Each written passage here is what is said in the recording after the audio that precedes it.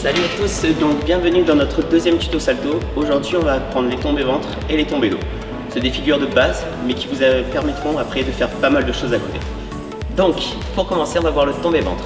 C'est le point le plus important, c'est bien d'arriver à plat. Ni en avant ni en arrière pour éviter de se faire mal au dos. Ensuite le point essentiel c'est bien sûr de ne pas plonger en avant. Si vous plongez, forcément vous allez arriver sur l'avant, vous risquez de vous faire mal. Pour se relever d'un tombé ventre, il faut vous aider des bras, donc bien en poussant pour la remonter. Afin de bien pouvoir se relever en poussant avec les bras, vous devez avoir donc les bras pliés et les jambes pliées derrière les fesses. Donc pour notre deuxième figure aujourd'hui, on va voir pour le tombé dos. Le tombé dos, il y a quelques points essentiels à respecter. On garde la tête rentrée, les épaules rentrées. Et quand vous allez atterrir sur la toile, pensez à relever les jambes.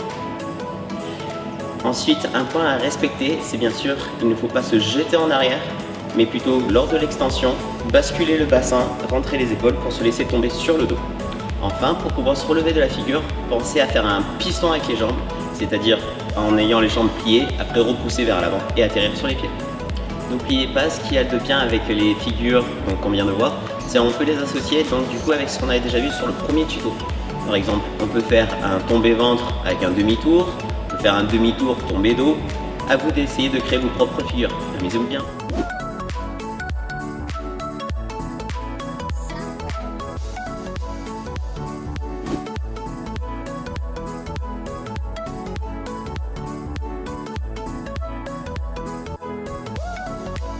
Donc merci à tous de nous avoir suivis pour le deuxième tuto. N'oubliez pas, si vous avez aimé, partagez, likez sur tous les réseaux sociaux. Et je vous dis à bientôt.